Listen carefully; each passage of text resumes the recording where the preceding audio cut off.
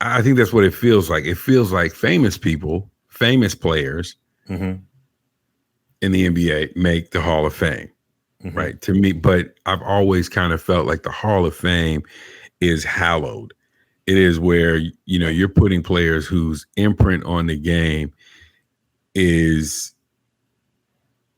timeless.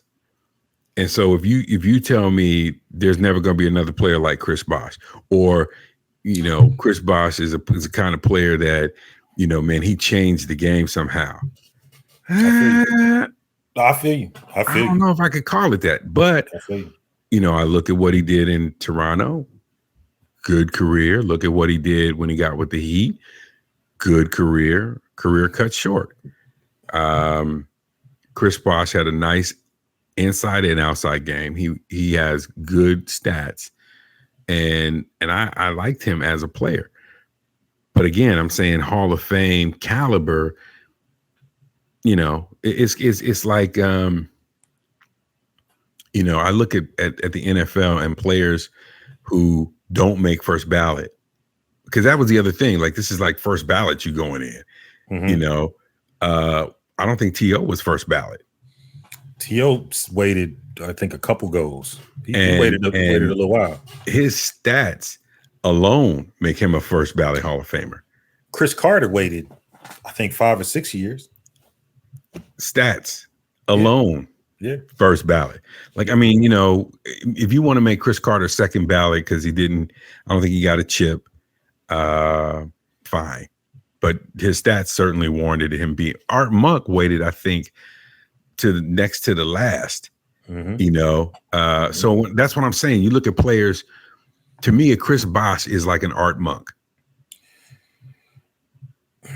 Okay, so here's my thing, though. Here's the thing, because it seems like every year, just about every year with the NFL, there's some guys it's so packed. It's almost like it's backed up. It's like, man, you got to get some of these guys.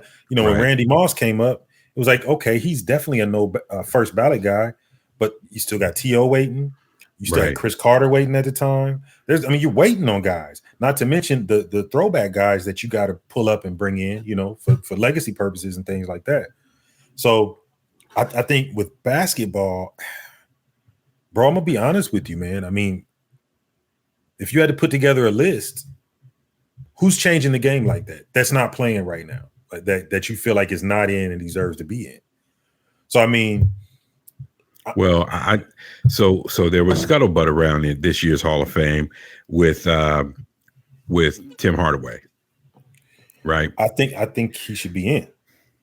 And personally. So, when you look at his stats, good stats, certainly comparable to other guards that are in, but that begs the question, right? So if you want to go Chris Bosh and Tim Hardaway, you could say they're the same kind of contribution to the game. Bosh helped make a championship team for sure. But if you take him away, could you have found another player that D Wade and Bron would have won with? I think so. Yeah, I think so too. You see what I'm saying? Like, so, when you look at Run TMC, there's no Run TMC without the T. Right. You know what I'm saying? Right. And so, and Tim Hardaway's game, if you want, you could say a lot of things. Now, some people would argue World Be Free was probably one of the original gunners like that, but Tim Hardaway made it popular to pull up from 30. And if he was cooking, he was cooking. You know what I mean? Sure. He had a killer crossover that could break people off. He did his thing and left his mark on the game. That's an imprint, right? So if Mitch Richmond's in, if Mullins is in, why isn't Timmy in? Right. Well, and yeah. I mean, you have to ask yourself that question. And then you have to ask yourself, why are certain people getting in that didn't make the same type of impact? Forget stats at this point, but didn't make the same kind of impact that he did. So here's where I think the whole Naismith conversation comes into play. Is Chris Webber going in the Hall of Fame because he also is part of that Michigan team in addition to his NBA contributions? I hope not. I hope that doesn't have any bearing because, I mean, for one, those records were pulled, and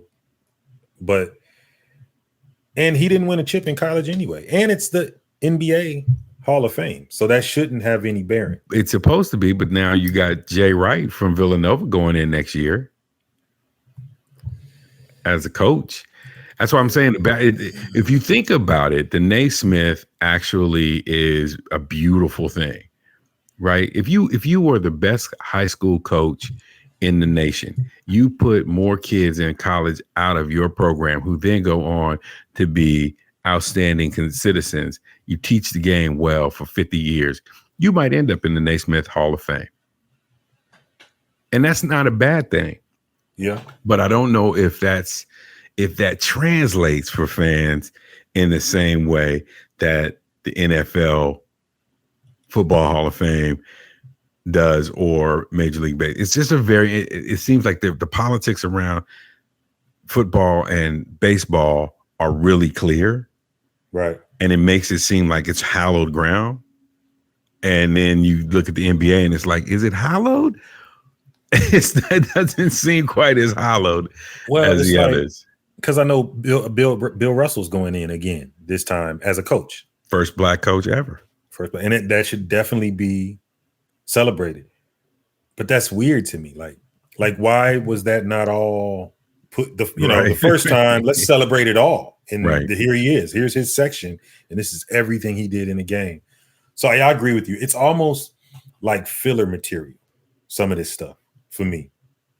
I'm just gonna say it. It's almost like filler material because, again, I'll go back to the NFL. You look at a Hall of Fame class, aside from a couple of guys from the 50s that I may not even really know. Everybody else I know, and everybody else deserve to be there, hands down. You know what I mean? I look at the class when T.O. went in, and I mean it was just chock full of guys that deserved. Didn't Ed Reed go in that year? Wasn't Ed Reed in that year? That was a stacked class. It was a big time class. But I mean, there was no question. There was no question to anybody that was in there. So, and that's almost every year with the NFL. Just pretty much every year, it's like I can't find no fault in who they're putting in. They all deserve it. So I don't get that with the NBA much. Yeah, the only thing that I find interesting about this year that was unique, it would have been intriguing if you would have had Weber, Garnett, and Duncan all going and Bosh all going in the same year. Because there are four guys who played the same position. And this is, to me, the funny part, because when you line them up, Timmy is the one that stands out tallest. Right. That's your Hall of Famer, to me, if you line them up. Now, KG then would be number 2. So if you take those four, give me your 1 through 4 ranking.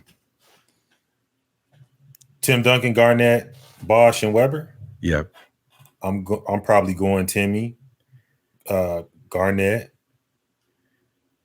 Bosh, and then Weber. C Webb number 4. I probably I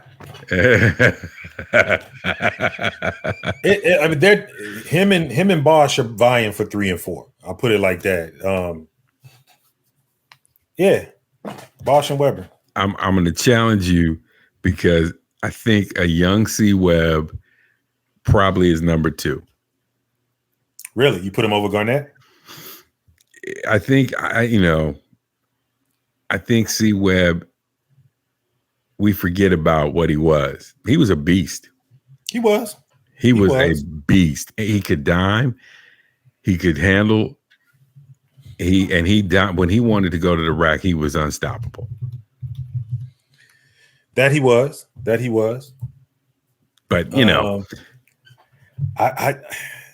I just remember Garnett, when Garnett first, a young Garnett in Minnesota. Yeah. He changed the whole culture of that team. And that's what I'm looking at. When you talk about impact, we were just talking about Hall of Fame. You talk about impact on the game. He impacted the game. I mean, he was a throwback. He was a throwback player, man. He had the passion, he had the intensity, and he went to a team that was winning nothing and made them at least people had to look at him and pay attention to him on the schedule when he got there. You put him, a young Garnett with a young C. Webb on the block. Young C. Webb is owning all that. You think so? Oh my God, he was too light in the pants. I don't know, man. Now he jumped out the gym and he was long, so I mean he gonna hold his own. But he did have, I think he had a jumper when he was early on. It got better as he got further in his career, but young C. Webb was a problem. Young C. Webb was a problem. It's no doubt. So So when you talk about being deserving of Hall of Fame, when his name comes across for you, what's your thoughts? I mean, are there any? So obviously you feel like he's right there, he's deserving, or is it a situation where I don't know if he did enough? By the by the NBA standards, absolutely, yes. Okay. But by what I thought the standard was, no. Okay. That's just me, right? But by the NBA standards, hands down. But I thought it was more than that. So